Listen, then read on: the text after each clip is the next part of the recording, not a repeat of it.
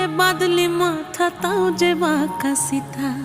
মেদিনীপুরে রায়না চিরন বাঁকুড়ার ওই ফিতা, আর যতন করে বাঁধলি মাথা তাও যে বাঁকা সিথা। পেছ পাড়ি